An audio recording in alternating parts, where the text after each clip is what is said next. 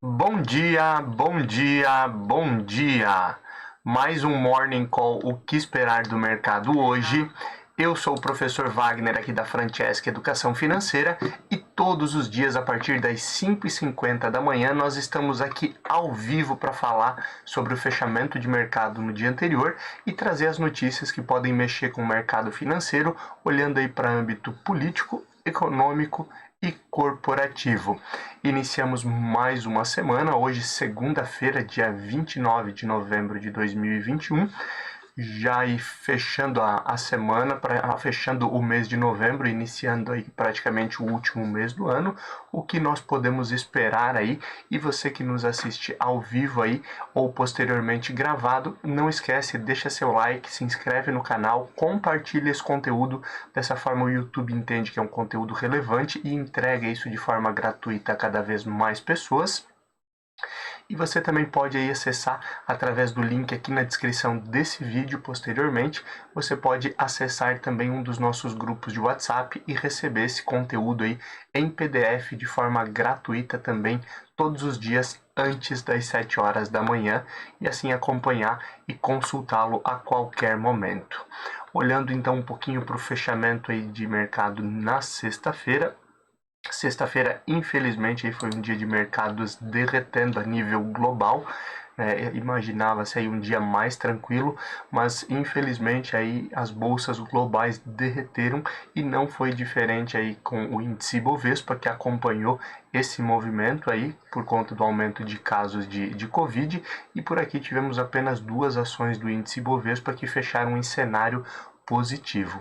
A variante Omicron, né, assim como foi chamada inicialmente, descoberta ali na África e alguns países da Ásia, preocupa diversos governos, onde nós já tínhamos alguns casos de aumento de Covid em alguns países que buscavam já um lockdown ou medidas de distanciamento novamente.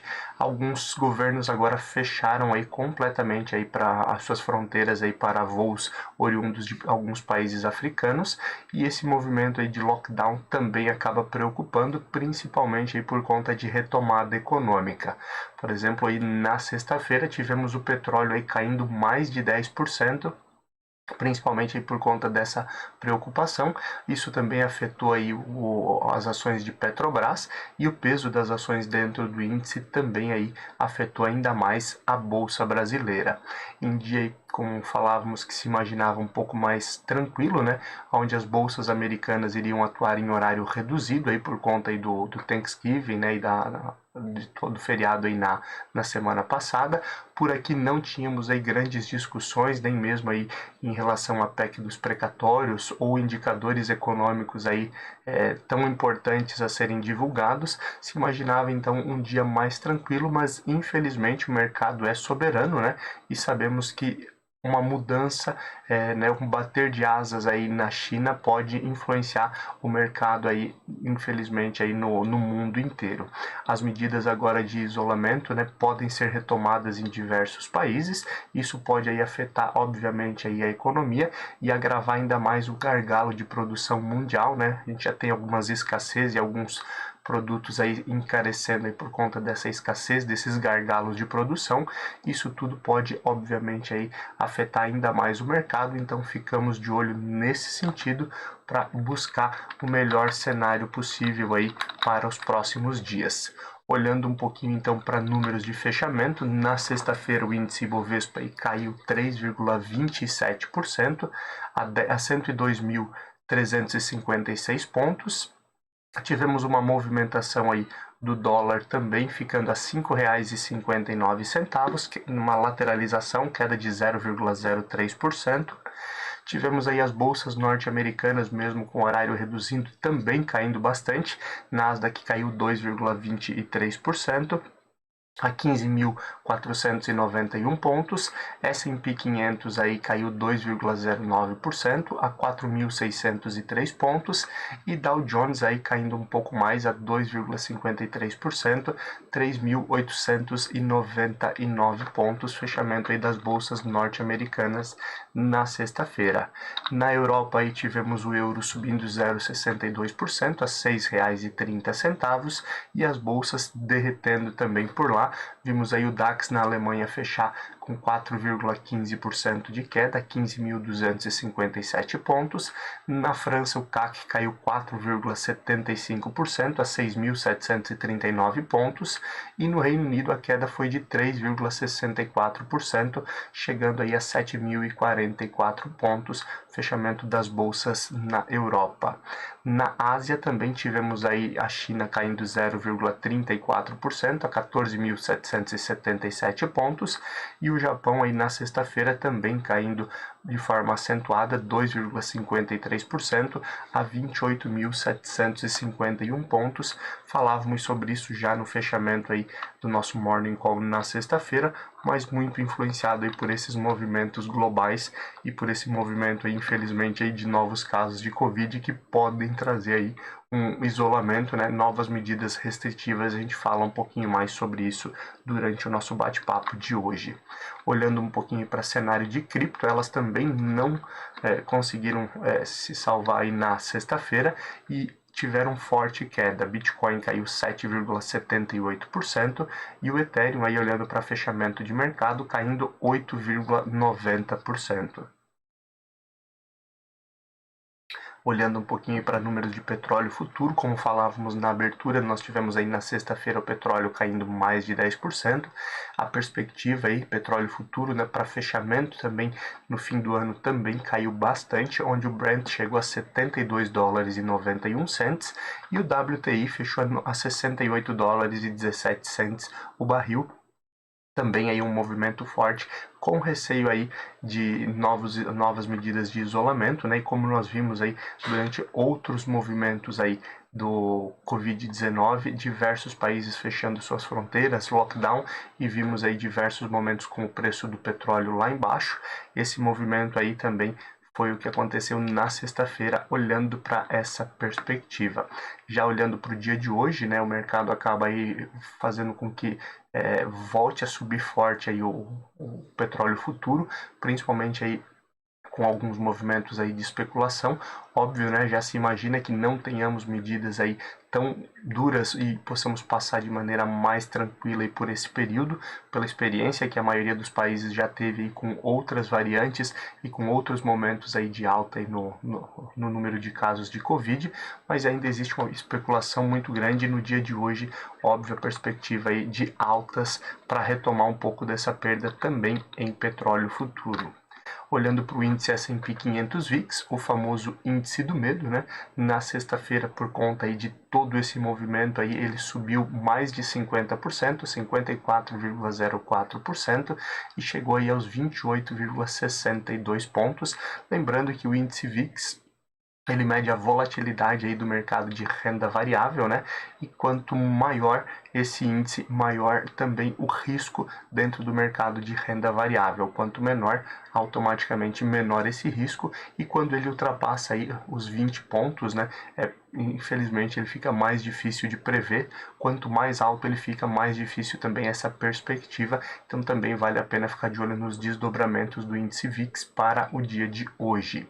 Olhando para metais futuro, fechamento na sexta-feira, ouro futuro fechando a $1.791,40, perspectiva para fechamento aí agora no mês de novembro, alumínio futuro a $2.593,25 e ferro refinado aí se mantendo na casa dos $94,44, também em um momento aí em que estávamos voltando a ter uma retomada aí nos preços, né, e na produção aí, principalmente aí na China, que é a maior importadora aí de minério de ferro do mundo, podendo aí buscar uma nova valorização da commodity. Agora aguardamos as cenas dos próximos capítulos. Olhando um pouquinho para fechamento também de mercado, né, já falávamos lá na abertura do nosso Morning Call, tivemos apenas duas ações aí fechando com alta, né, dentro do índice Ibovespa. A primeira delas aí SUSB3, uma alta tímida de 0,15% a R$ 54,81. E Taesa, TAE11, também subindo 0,11% a R$ 35,94.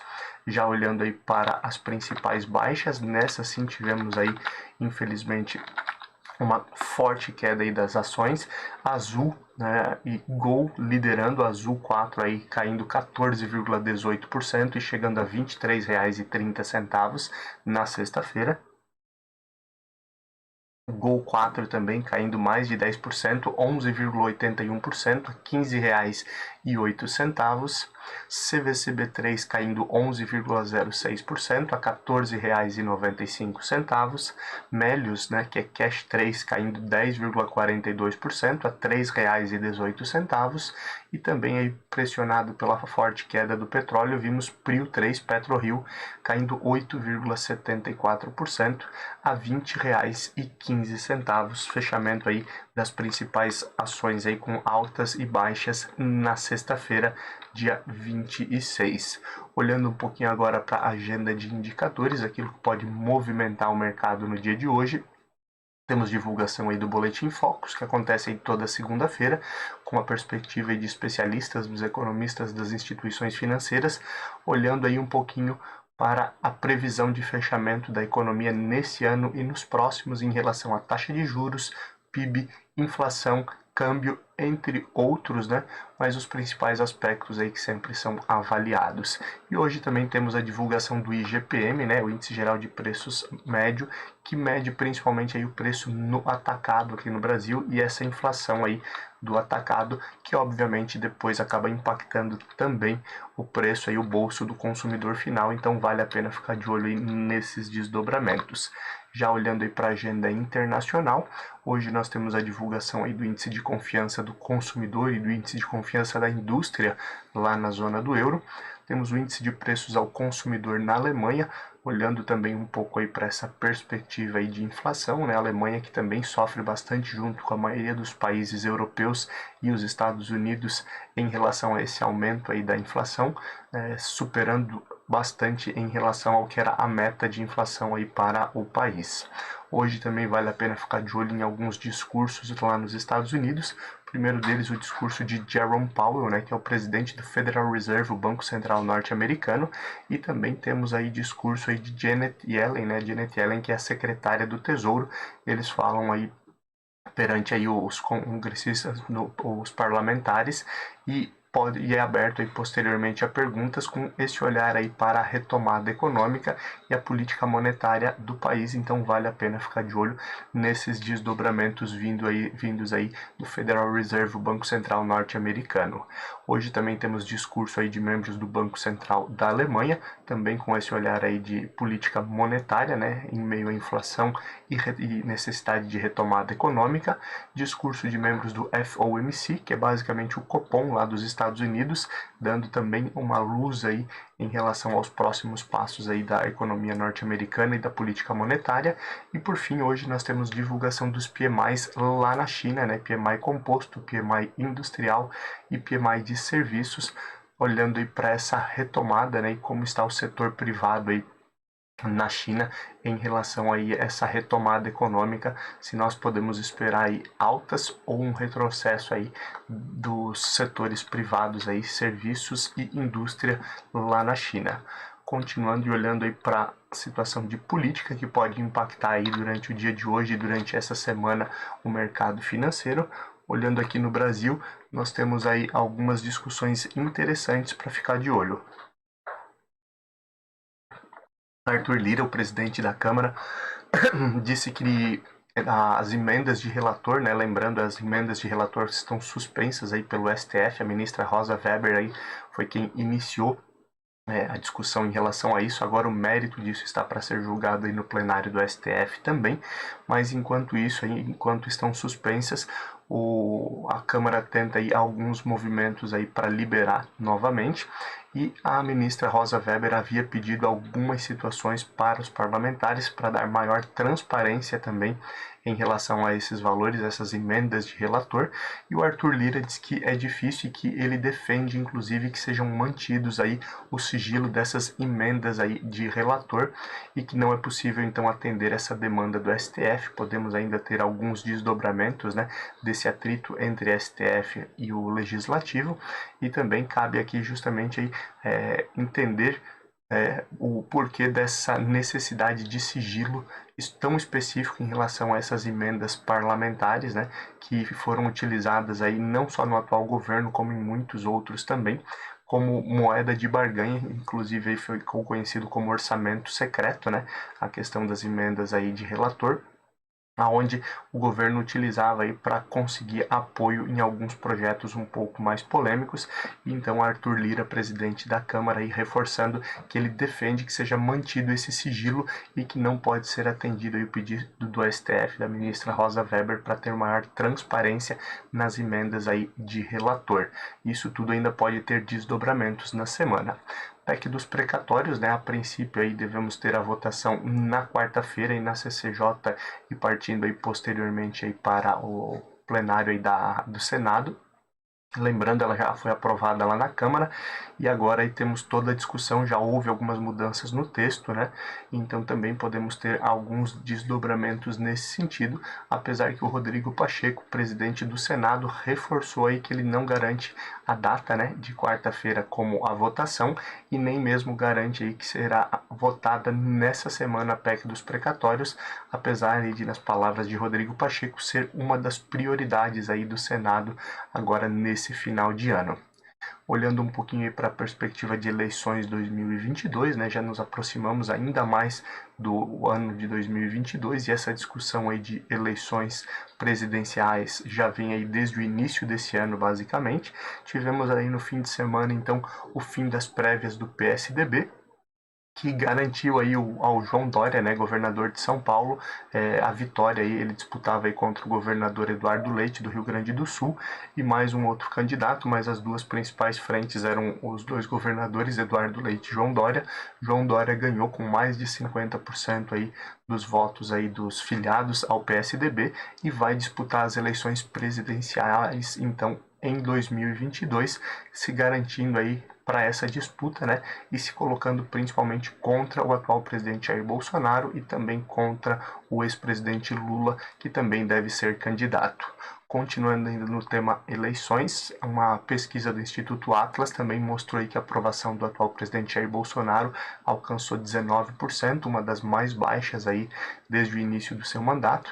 Isso também reflete aí essa perspectiva de eleições em 2022 e pode trazer desdobramentos aí para o mercado, vale a pena ficar de olho nesse sentido. E por fim, aqui olhando para a política, o grupo de trabalho aí que estuda, né, a questão da legalização dos jogos de azar no país, ele deve concluir essa semana o relatório e apresentar então na Câmara para possível aí votação aí mais para frente dessa legalização então de jogos de azar. O governo aí tem atuado nesse sentido, é uma forma também de arrecadação e podemos ter mudanças e desdobramentos nesse sentido a partir aí do relatório desse grupo de trabalho que finaliza o seu trabalho aí, né, o seu relatório aí no dia de hoje, a princípio. Continuando e olhando um pouquinho para a economia e o que pode mexer com o mercado financeiro em geral, setor financeiro, né, o mercado financeiro como um todo aí tem apoiado no Brasil a criação do novo marco de garantias, que pode trazer aí muitas mudanças aí especificamente no que nós olhamos aí para a questão de crédito, né? A principal mudança aí ela vem da possibilidade de um bem imóvel, né, ele ser utilizado aí como garantia para mais de uma operação de crédito, desde que ela esteja aí dentro da mesma instituição financeira e que haja margem para isso, né? A princípio aí essa era uma discussão antiga que as principais instituições financeiras discutiam juntamente com a Febraban pela dificuldade de recuperar garantias, né, que acontece no país, mas agora aí temos um desenho e um apoio aí da Febraban e das instituições financeiras. Isso pode vir aí a ter muitas mudanças no mercado financeiro. Isso permitiria aí que o mesmo bem imóvel, lembrando disso, né, ele possa ser utilizado aí para mais de uma operação de crédito, né, sendo a garantia para mais de uma operação de crédito.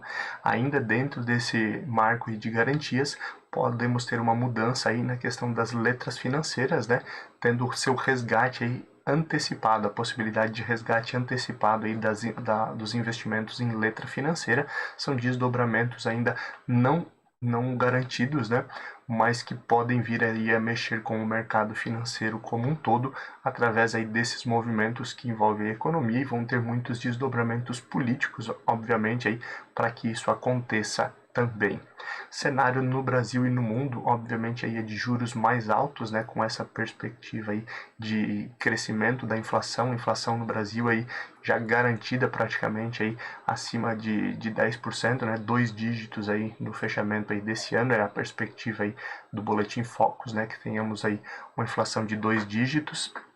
E com isso aí, uma perspectiva de aumento da taxa básica de juros, assim como nós já vimos desde o início do ano, e podendo culminar também em 2 dígitos no próximo ano.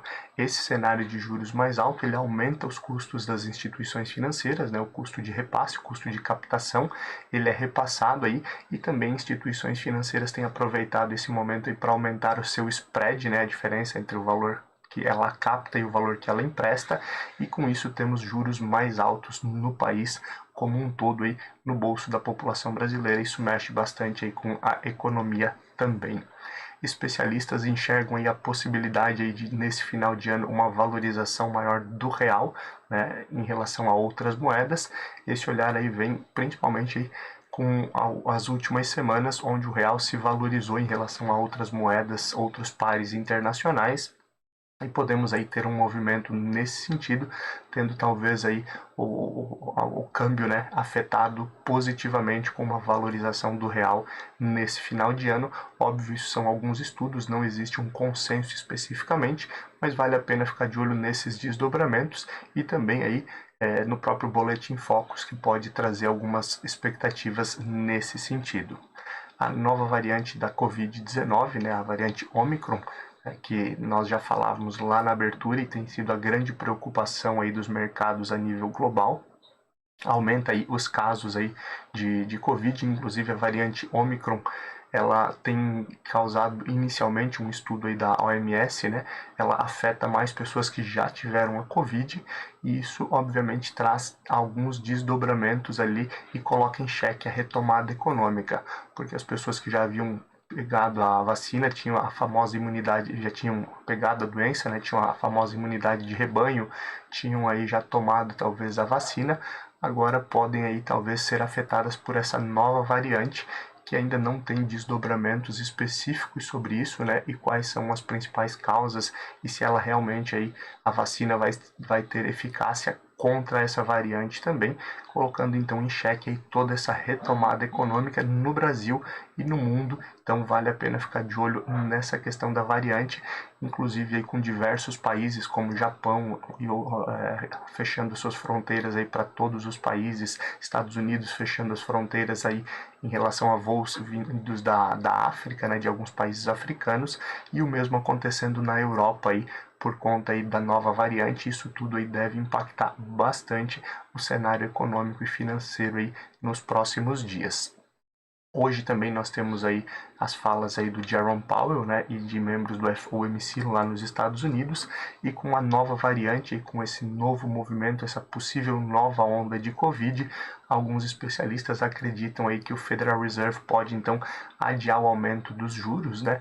Inicialmente falávamos na semana passada, inclusive, de uma possibilidade de, em meados de 2022, o Federal Reserve, o Banco Central norte-americano, já aumentar os juros, um movimento aí do segundo semestre do ano que vem também sendo seguido aí pelo Banco Central Europeu, e com toda essa novidade aí da nova variante, podemos ter um atraso nesse sentido e manutenção de alguns estímulos econômicos. Óbvio, vale a pena ficar de olho nos desdobramentos para ver se realmente é o que acontece e ver se os países, né, as economias, os bancos centrais vão conseguir aí sustentar os estímulos econômicos nesse sentido. Olhando um pouquinho aí para cenário corporativo, a antecipação e liberação de crédito aí por fintechs, né, e empresas não financeiras acaba ficando no radar nesse momento, principalmente aí depois dos casos aí da Stone e da inglesa Greensill, né, que são empresas aí voltadas à antecipação de recebíveis e que estavam atuando aí principalmente aí com concessão de crédito para o varejo de forma geral. A Greensill foi uma empresa aí que faliu, né, quebrou lá no início do ano, justamente por conta aí de inadimplência após créditos concedidos aí em relação à antecipação.